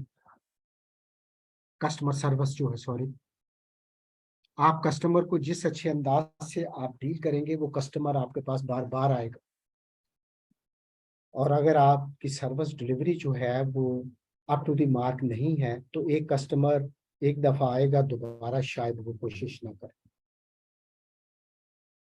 तो आपकी ये इंफॉर्मेशन होनी चाहिए। मैंने मार्केटिंग के सब्जेक्ट के अंदर ये पढ़ा है कि जो अच्छे दुकानदार होते हैं वो अपने कस्टमर्स का डेटा रखते हैं अपने पास, उनका नाम, उनका उनका फोन नंबर, वो कब कब वो आए थे हमारे पास चीज खरीदने के लिए। और फिर आपने देखा होगा अक्सर दुकानों के ऊपर कि वो आपको बड़े अदब से बुलाते हैं, सर आप तो हमारे पुराने ग्राहक हैं, मैडम आप तो हमारे पास आती रहती हैं चीजें लेने के लिए। तो ये चीजें आप जो कस्टमर है उसको ये हौसला देती हैं कि ये लोग इतने विजिलेंट हैं कि ये हमारी सारी चीजों को नोट करके रखते हैं। लेकिन ये हमारे यहाँ बहुत कम जगहों पर कस्टमर सर्विस जो है वो इतनी अच्छी है, लेकिन जो लोग करते हैं वो बहुत कामयाब बिजनेसमैन जो है वो कहलाते हैं। आपने देखा होगा कि आपकी इंफॉर्मेशन जो है वो ट्रेनिंग के एलिमेंट के तौर पर भी इस्तेमाल होती है। You train, I am training you people कि आप इम्तहान तो पास कर लेंगे, वो तो एक बड़ा हमारा प्लान या प्रोजेक्ट है, लेकिन ये सारी इंफॉर्मेशन आपके साथ शेयर करने का मकसद ये है कि आप इसको अपनी डेली लाइफ के अंदर जो है इसको कम्युनिकेशन को बेहतर करने की कोशिश करें। ये आपकी ट्रेनिंग भी हो रही है, तो जस्ट इसको इम्तहानी पॉइंट ऑफ व्यू से पेपर पास करने तक ही महदूद ना रखिए, बल्कि try it in your practical side. आप घरों में अच्छे अंदाज से बोलेंगे, आपके पास फैक्ट्स होंगे, दोस्तों में बैठेंगे आप गुफ्तगू अच्छी करेंगे, हाई अप्स के पास जाके आप चीजें एक्सप्लेन करेंगे, तो you will create your positive image before those people. आप इंफॉर्मेशन के बारे में, सेल्स जो है वो आल्सो डिपेंडेंट है। सारे आउटलेट्स के ऊपर जितनी सेल होती है आपकी, या आपका एक ही शॉप है तो उसके ऊपर जितनी सेल होती है, शाम को जब आपको वो सारी इंफॉर्मेशन आप टेबुलेट नहीं करते, कितनी चीजें आपकी बिकी, कितने आपका उसके अंदर प्रॉफिट आया या कोई लॉस हुआ, तो ये सारी चीजें जो है ये भी इंफॉर्मेशन के साथ रिलेटेड है। और सेल से मुराद यहाँ पर आप कहेंगे जी सरकारी दफातर में तो सेल नहीं होती। भाई वहां भी सेल होती है, लेकिन उसका नाम ये है कि आप सर्विस डिलीवरी कैसे करते, आपके पास कितने बिल आए अकाउंट्स ऑफिस के अंदर, आपने कितने को आपने पास कर दिया और क्या परसेंटेज रही। तो हर ऑफिस जो है, हर ऑर्गेनाइजेशन जो है वो इसकी मोहताज है इंफॉर्मेशन की। आप इंफॉर्मेशन आपके पास अगर होगी तो आप अपनी प्रोडक्ट की डेवलपमेंट बेहतर अंदाज से कर सकेंगे। बेहतर अंदाज से आप डेवलपमेंट जब कर सकेंगे तो आपकी और ज्यादा सेल बढ़ जाएगी। आपके पास डिफरेंट लोगों के कमेंट्स आएंगे कि जी आपकी प्रोडक्ट जो है वो ठीक है या इसमें ये कमी है, इसको इम्प्रूव कर दें। तो उनके कमेंट्स की रोशनी के अंदर आप अपनी प्रोडक्ट को इम्प्रूव करने की कोशिश करेंगे। It will help you to improve your sales, your customer service, your better financial management. फिर market intelligence is also attached with your information. आपके पास ये डेटा होना चाहिए, ये इंफॉर्मेशन होनी चाहिए कि आपकी आउटलेट किसी ऐसे एरिया के अंदर जो है वो ज़रूरत है, ताकि ग्राहकों को ज़्यादा आप सहूलियात दे सकें। या मार्केट के अंदर कोई नई चीज़ आई है तो आपके पास इंफॉर्मेशन आ जानी चाहिए कि हम कैसे अपनी प्रोडक्ट को इम्प्रूव कर सकते हैं या सर्विस डिलीवरी को इम्प्रूव कर सकते हैं। तो all these things, the points that I have explained before you people, they are related with the information that you need to improve your business work, not only in the private sector, but also in the public sector. कोई अदारा जो है वो कितना efficient है। Accounts offices के बारे में लोगों की इंफॉर्मेशन बहुत पुअर है, वो सीएमए के दफ्तर हों या एजी ऑफिस। आपके क्लाइंट्स जो हैं उनको शिकायत देते, please try to improve it. क्यों इम्प्रूव करें? एक तो आपकी साख बढ़ेगी। किसी जमाने में सीएमए के दफातर बहुत ज्यादा रिस्पेक्ट कमांड करते थे, लेकिन आज वो चीज खत्म हो गई। आप में से मोस्टली सीएमए के दफातर से ताल्लुक रखते हैं, तो I have first hand experience के लोगों को बहुत मुश्किलात पेश आ रही हैं। लेकिन फिर भी अभी भी ठीक है।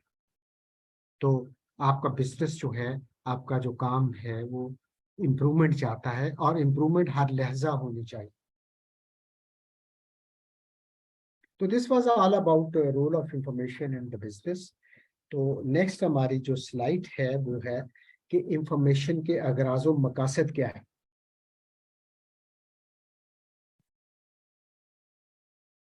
Following are the goals or objectives of communication. कि कम्युनिकेशन इंफॉर्मेशन सॉरी इंफॉर्मेशन का कम्युनिकेशन के अंदर रोल है कि इट इनिशिएट सेक्शन। आप किसी से सवाल पूछेंगे तो वो जवाब देगा, आपको इनिशिएट करना पड़ेगा। किसी दफ्तर में लेटर लिखेंगे तो वो उसका दफ्तर जवाब देगा। इनिशिएट करती है इंफॉर्मेशन आपकी कम्युनिकेशन को। टू एक्सचेंज आइडियाज और इंफॉर्मेशन, फिर आप आइडियाज एक्सचेंज करते हैं एक दूसरे के साथ कि आपके कस्टमर, आपके क्लाइंट्स क्या कहते हैं, वो किस टाइप की सर्विस आपसे डिमांड करते हैं और आप किस टाइप की सर्विस उन्हें प्रोवाइड करते हैं।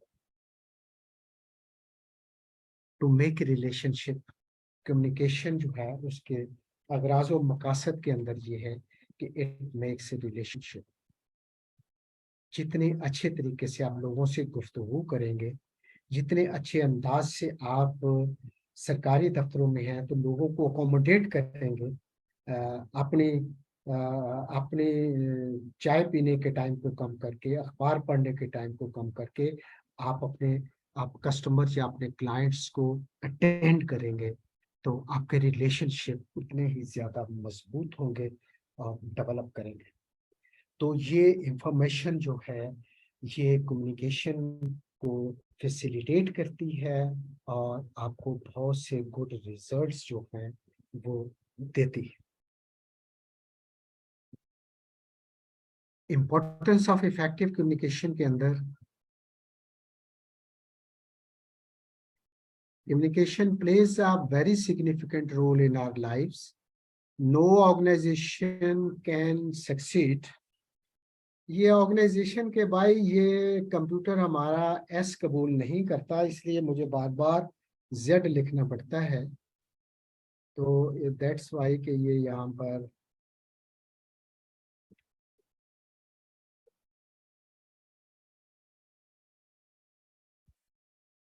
communication plays a significant role in our lives.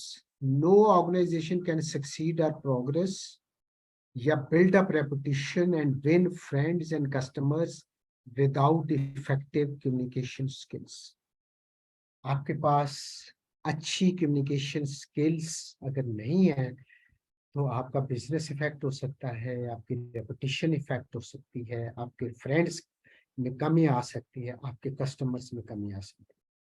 Good communication results in saving time, reducing mistakes, and reporting the objectives of any organization. आप अच्छी गुफ्तगू करते हैं, जब आप लिखते हैं तो हर चीज एक्सप्लेन करते हैं उसके अंदर, तो दूसरे आदमी जिसको इंफॉर्मेशन दे रहे हैं उसका टाइम बच जाता है कि वो दोबारा आपसे क्वेश्चन नहीं करता, because each and everything has been explained properly. आपकी मिस्टेक्स रिड्यूस होती हैं और आपकी ऑर्गेनाइजेशन के ऑब्जेक्टिव्स जो है वो प्रमोट होते हैं। इसके बरक्स ऑन द कॉन्ट्रेरी क्या होता है कि poor communication defeats these objectives, कि हमारी कम्युनिकेशन अगर प्रॉपर नहीं है तो हमारे अगराज व मकासद जो हैं कम्युनिकेशन के वो फेल हो जाते हैं, वो हम अचीव नहीं कर पाते। तो वो कौन कौन से इफेक्टिव कम्युनिकेशन के साथ हमारे चीज़ें अटैच हैं, जो कि बेनिफिट्स हैं, जो कि इम्पोर्टेंस है हमारी। Following are some of the important aspects of good communication. वो कौन सी है? Number 1, smooth working of a business firm.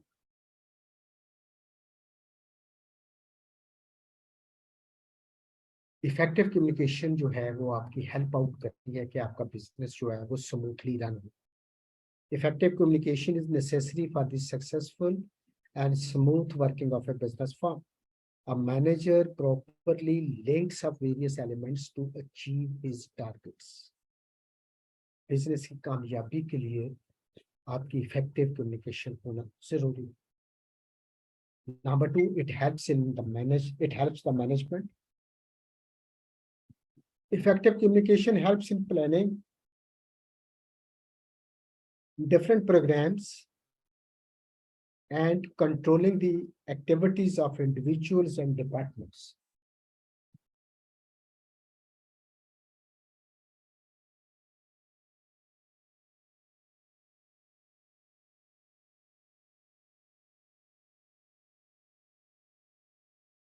Management को हेल्प आउट करते हैं आप इफेक्टिव कम्युनिकेशन के लिए। देन तीसरा जो इम्पोर्टेंट एस्पेक्ट है आपकी कम्युनिकेशन का, वो है क्विक डिसीजन लेने में आपको आसानी हो।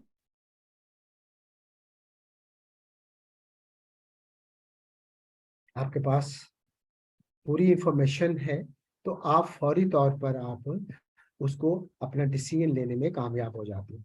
Making quick decisions and it's implementation depends upon powerful phenomena of effective communication. अगर आपके पास इंफॉर्मेशन प्रॉपर इफेक्टिव नहीं है तो आपका डिसीजन फॉल्टी हो सकता है। Maximum production at minimum cost.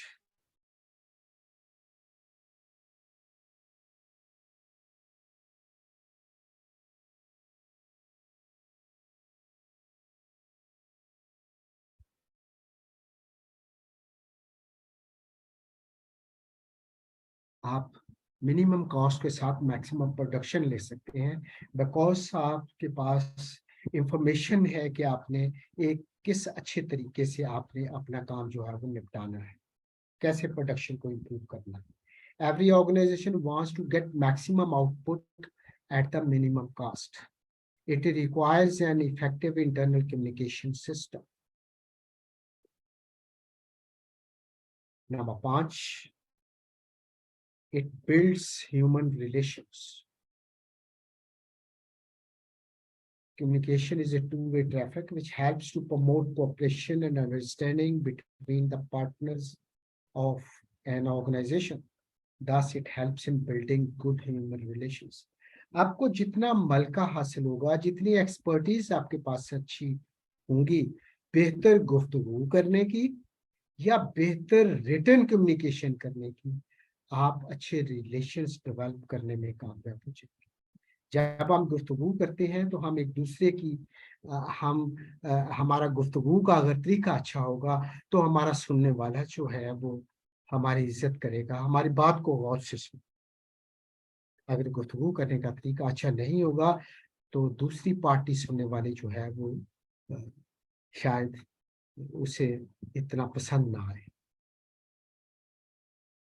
अगर हम एक डिपार्टमेंट, आपके अकाउंट्स डिपार्टमेंट है, तो आप दूसरे क्लाइंट डिपार्टमेंट्स के साथ जो ही उनका लेटर आता है आप उनको फौरी जवाब देते हैं, उनकी इंफॉर्मेशन में इजाफा करते हैं, उनको स्ट्रेंथन करते हैं, तो वो आपकी इज्जत बढ़ती है। आपके पास आपके साथ एक पर्सनल ताल्लुक उनका कायम हो जाता है और दे फील प्राइड कि हम अकाउंट्स ऑफिस में जाएंगे तो हमारा जो है वो काम फौरन हो जाएगा।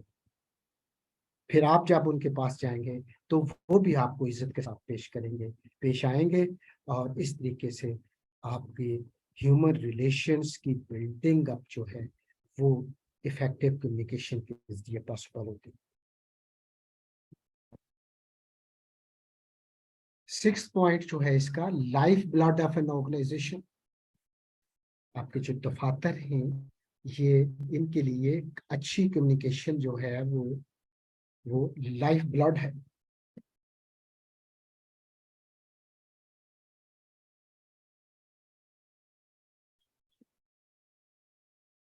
इसके बगैर आपकी ऑर्गेनाइजेशन जो है उसकी कामयाबी जो है वो मिनिमम रह जाती है।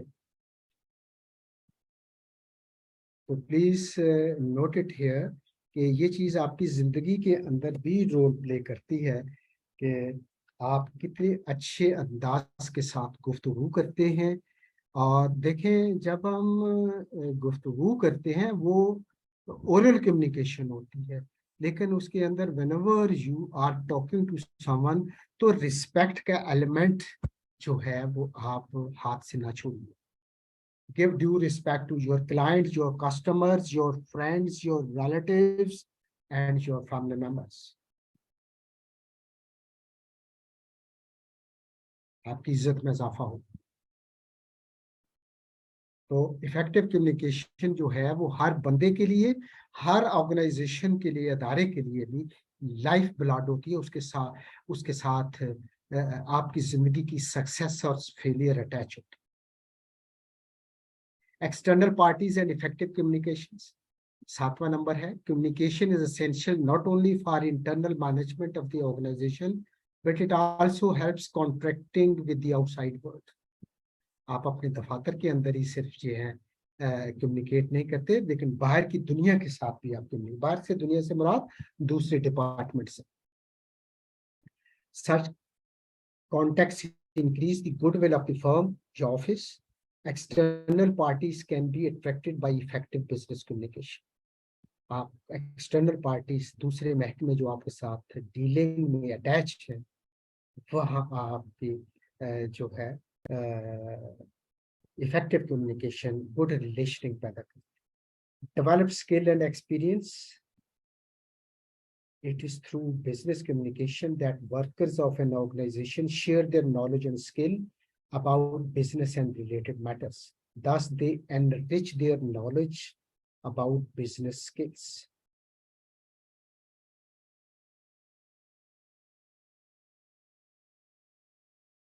आपकी नॉलेज बढ़ती है, आपका एक्सपीरियंस बढ़ता है. जितनी आपके पास इंफॉर्मेशन होगी, जितना तजर्बा होगा, जितने अच्छे अल्फाज होंगे.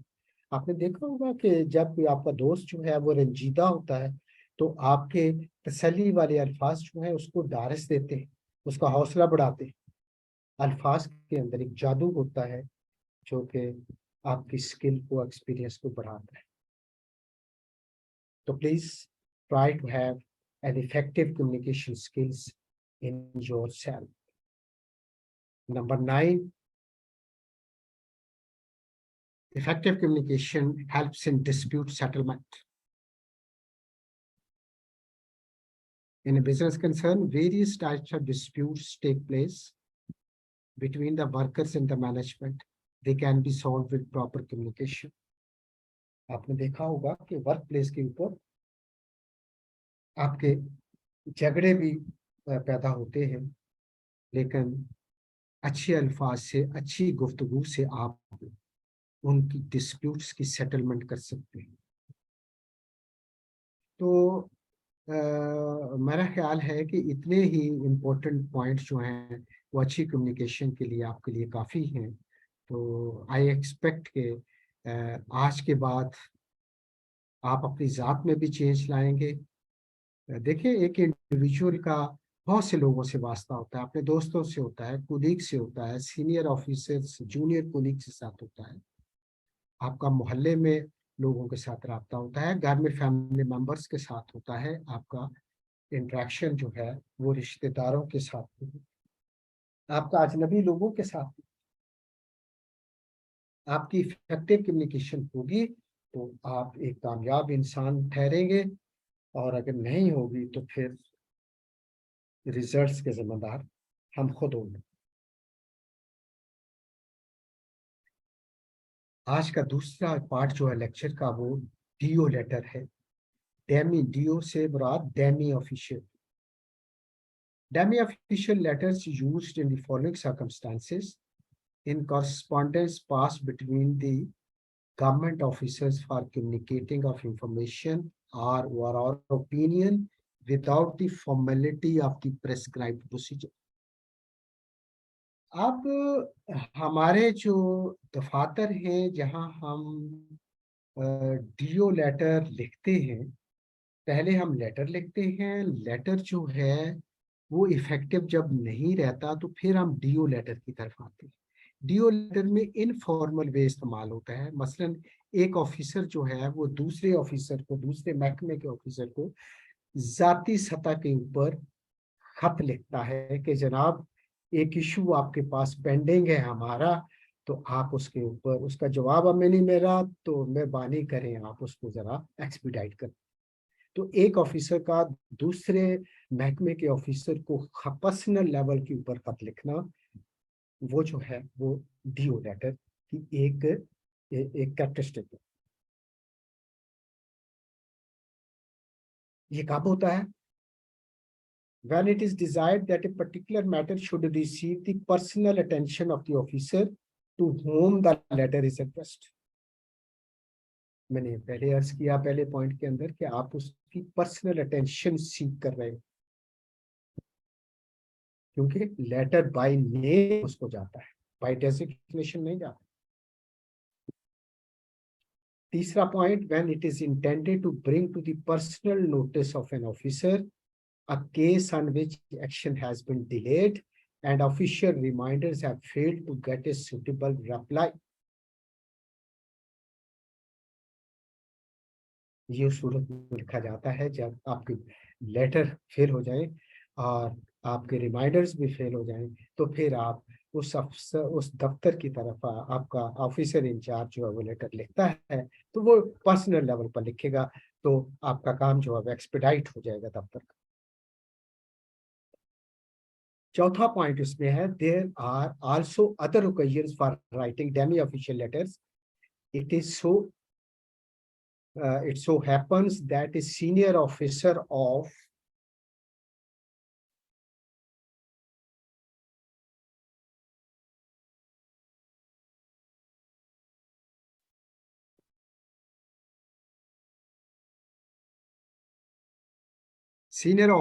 a ministry writes a demi-official letter on a matter of immediate nature to his counterpart.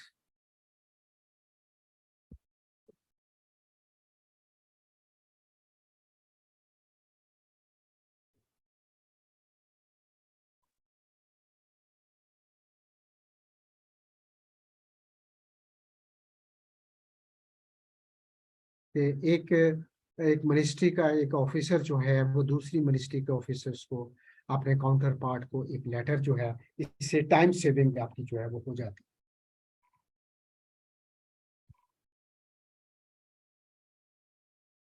अगला पॉइंट है, communication to non officials may be in the form of demi official letters but should not be referred to as such.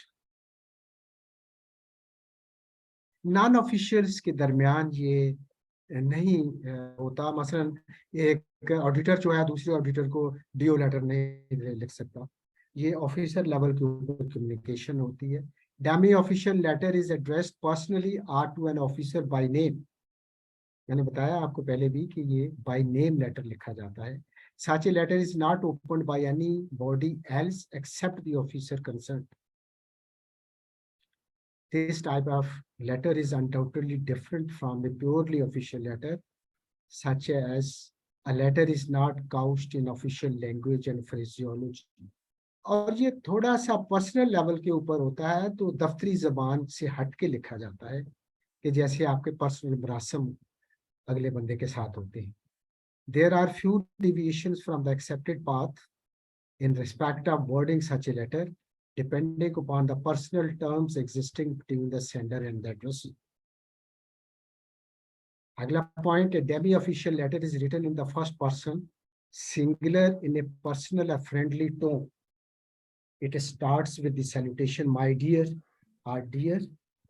It terminates with the subscription, yours sincerely.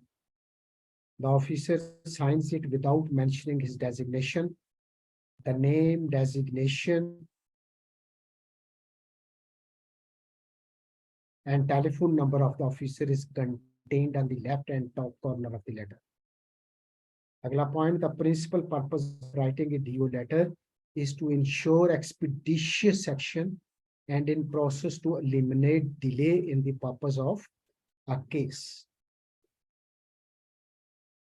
Agla point, the address of the addressee is given on the left-hand bottom corner of the letter below the signature of the sender.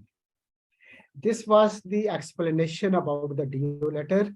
अब मैं आपके सामने अगली slide के अंदर इसका format जो है वो आपके साथ शेयर करने जा रहा हूँ। ये सारी चीजें जो है इसका फॉर्मेट कैसे फॉलो होना है, कि कहाँ आपने क्या लिखना है, कहाँ आपने साइन करने हैं, एड्रेसी का कहाँ आएगा, स्पेस कौन सी में लिखा जाएगा, इस टाइप के क्वेश्चन जो है वो आपके ये इस फॉर्मेट के अंदर। जूम करें जरा आपने अपने चीज को।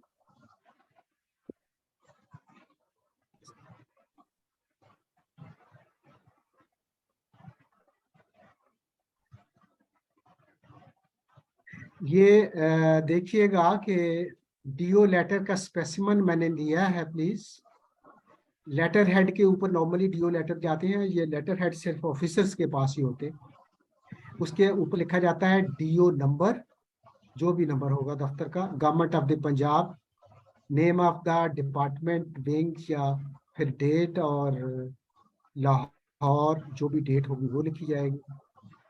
फिर name, designation and telephone number of the sender, जो डीओ लेटर लिख रहा है उसका नाम, उसका डेजिग्नेशन यहाँ लिखा है। उसके बाद सब जाता है उसी लाइन के अंदर नीचे, लेकिन थोड़े फासले पर। देन लिखा जाता है my dear, when addressing officer of equal और जूनियर स्टेटस, तो क्या लिखा जाता है? My dear.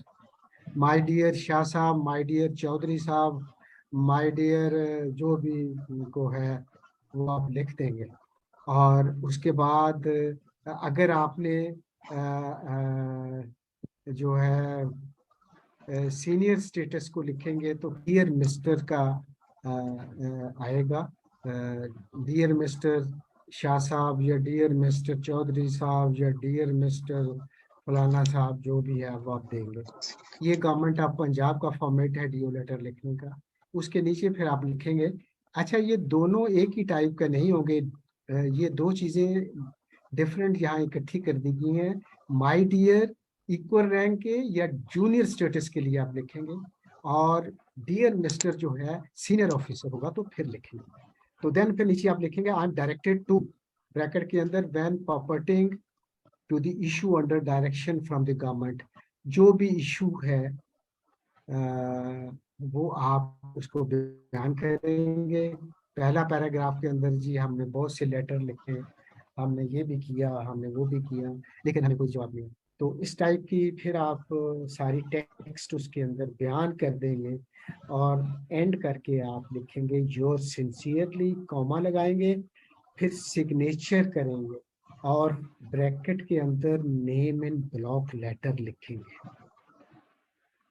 और इसी की सीध में लेफ्ट हैंड पर जब आप आएंगे तो नेम एंड ब्लॉक लेटर के नीचे वाली लाइन के ऊपर आप जिसको डीओ लेटर लिख रहे हैं उसका नाम, डेजिग्नेशन और एड्रेस ऑफ द पर्सन वो आप लिखेंगे। This is the official format of the government while writing the demi official letter. इसको आपने जहन में रखना है। डीओ लेटर लिखने का, ये लेटर को एक्सप्लेन करने के लिए पीछे मैंने एक्सप्लेनेशन आपको दे दी है, तो आपने इस फॉर्मेट को मद्देनजर रख के जिस भी टाइप का आपको लिखना हो लेटर, ये क्वेश्चन एग्जामिनेशन में आएगा कि आप डीओ लेटर में क्या लिखें, तो अकॉर्डिंगली फिर आपने टेक्स्ट के अंदर वो चीजें जो हैं वो बयान करनी है। With this we came to the end of today's lecture. तो आपके सवालात को हैं तो प्लीज उसको आप शेयर कर सकते हैं। जी बोलिएगा।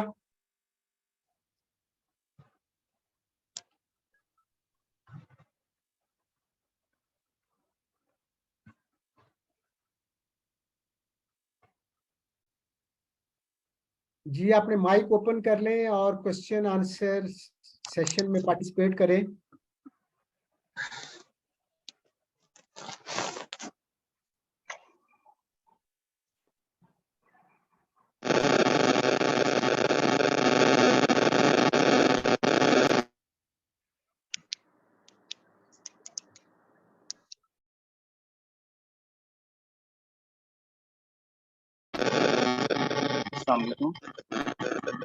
जी वालेकुम सलाम। जी सर, मैं CMALC से जुनैद बात कर रहा हूँ। जो डायगोनल कम्युनिकेशन थी, इसकी सर कोई एग्जांपल प्लीज दीजिएगा। डायगोनल की मैंने अर्ज किया ना कि वर्टिकल जो होती है वो ऊपर से नीचे एक तरतीब से आती है इंफॉर्मेशन। आपका आप कौन सा ऑफिस है आपका? CMALC लाहौर। CMALC लाहौर। जब CMALC जो है वो नीचे इंफॉर्मेशन कन्वे करता है तो वो सबसे पहले अपने डिप्टी CMA को कहेगा। डिप्टी CMA जो है वो आपके एडमिन अफसर को कहेगा। एडमिन अफसर जो है वो आपके बाकी किसी सेक्शन से मुतल्लिका इंफॉर्मेशन है तो वो ऐसे रूट करेगी। इसी तरीके से अपवर्ड भी इंफॉर्मेशन जाएगी, लेकिन डायगोनल ये होगा कि आपका CMALC का कंट्रोलर जो है वो किसी सेक्शन से कोई इंफॉर्मेशन चाहिए तो डायरेक्ट उसके अकाउंट अफसर को बुला लेगा या AA को बुला लेगा कि आके मुझे ब्रीफ कर दो। ये डायगोनल इंफॉर्मेशन है। उसने हायरार्की ब्रेक कर दी और डायरेक्ट उस जगह पर चला गया जहां से इंफॉर्मेशन उसे चाहिए। Right sir, thank you sir. जी, एनीबॉडी एल्स? जी बोलिएगा। आवाज खान, आपने आइंदा अनोनिमस नहीं लिखना। जी, एनीबॉडी एल्स जिसका सवाल कोई और है?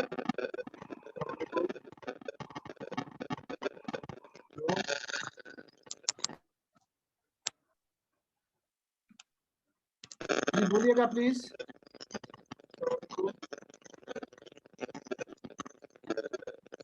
आपकी आवाज नहीं आ रही मेरे तक।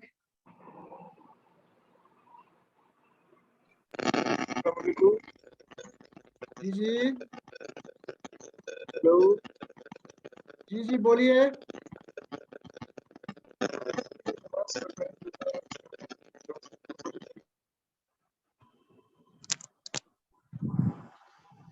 बहुत सारे लोग कह रहे हैं कि हमारी नमाज का टाइम हो गया है।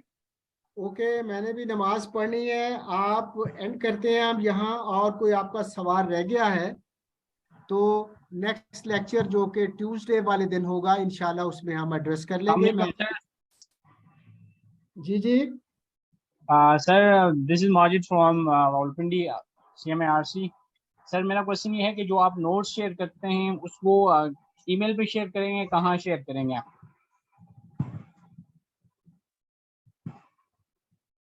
नोट जो है यहीं पर आप लेक्चर शुरू होने से पहले अपने क्वेश्चन आंसर बॉक्स के अंदर लिख दें, मैं फिर उनके जवाब दे दूंगा। ठीक है, थैंक यू सर। ओके